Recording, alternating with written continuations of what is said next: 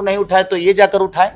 देखिए सबसे बड़ी चीज है कि सांसद बनने के बाद ना एक जिम्मेदारी उनकी हो जाती है, तो भोजपुरी इंडस्ट्री को बहुत दूर छोड़ देते हैं। क्योंकि मुझे नहीं लगता कि मनोज भैया ने कभी फिल्म के बारे में संसद भवन में आवाज उठाई है, ना ही रवि भैया उठाए हैं, ना मनोज भैया उठाए हैं, और ना ही दिनेश भैया उठाए हैं।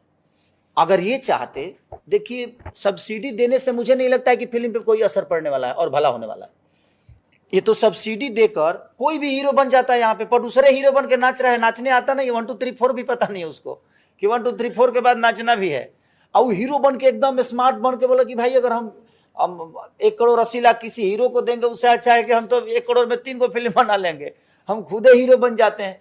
तो होता क्या है ना कि इंटरटेन पे असर पड़ता है उससे। एक आर्टिस्ट जैसे मीर भाई है, ये हमारे राज भैया है, तो इन लोगों के अंदर अगर ये पैसे लेते हैं ना, तो आप अगर 5% सीन लेके जाते हो ना, तो ये आपके सीन को 95% ऊपर करते हैं और उसको 100 कर देते हैं। तो मेरे कहने का मतलब बेहतर कलाकार तब आते हैं जब उनको पता होता है कि एक्टिंग का मतलब क्या होता है और एक्टिंग को जिया कैसे जाता है। इन्होंने अपने जीवन में काम किया है, अपने जीवन को उस विधा में ले गए हैं, तपे हैं, तब जाके आज ये दोनों बेहतर एक्टर बन के। इनको हम देखते देखते बड़े हुए।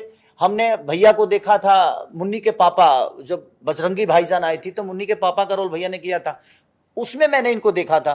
तो इतने बड़े बड़े हिस्सा और इतने बड़े मल्टी देखिए, हमारी फिल्म मल्टी ही है क्योंकि सारे एक्टर मल्टीप्लेक्स के ही हैं हमारे, मुझे छोड़ के।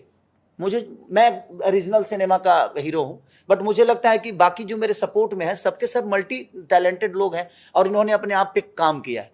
अब जहां तक रही संसद हमारे भाइयों की बात है, तो मैं उनसे रिक्वेस्ट करूंगा कि आप सब्सिडी रोक दीजिए यूपी का, आप थिएटर बढ़वा दीजिए, सरकार से अपील करके आप कम से कम 500 थिएटर लगवा दीजिए। जो बंद थिएटर है उनको खुलवा दीजिए। मैं बिहार सरकार से भी अपील करूंगा कि जो बंद थिएटर है उनको सिर्फ आप खुलवा दीजिए, हमें कोई रेम्युनेशन मत दीजिए, हमें आपका सब्सिडी चाहिए ही नहीं। उसी सब्सिडी के पैसे से आप थिएटर खुलवाइए, जो कलाकार बेहतर होगा वो परफॉर्म करेगा और लोगों को प्यार देगा।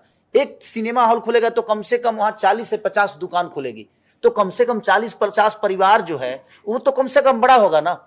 तो हम बेहतर सिनेमा बनाएंगे, हमारे पास 1000 थिएटर होगा तो 1000 थिएटर के लिए हम सिनेमा बनाएंगे ना, हम टीवी रिमोट पे नहीं आएंगे। अब वही प्रॉब्लम है कि सब्सिडी 50 फिल्मों में से 2 सिनेमा को मिलती है, उसमें से कम 48 सिनेमा का तो सब्सिडी मिलता ही नहीं है। तो मुझे कहने का मतलब कि उससे बेहतर है कि सब्सिडी के लालच में कलाकार मारे जा रहे हैं और बेहतर कलाकार कोई खड़ा हो जाता है, कोई एल्बम अब भी नहीं किया है, वो कुछ नहीं किया है जीवन में, वो कुछ किया भी नहीं, उसके बाद हीरो बन के बैठा हुआ है, वो हीरोइन बन के बैठे हुए हैं।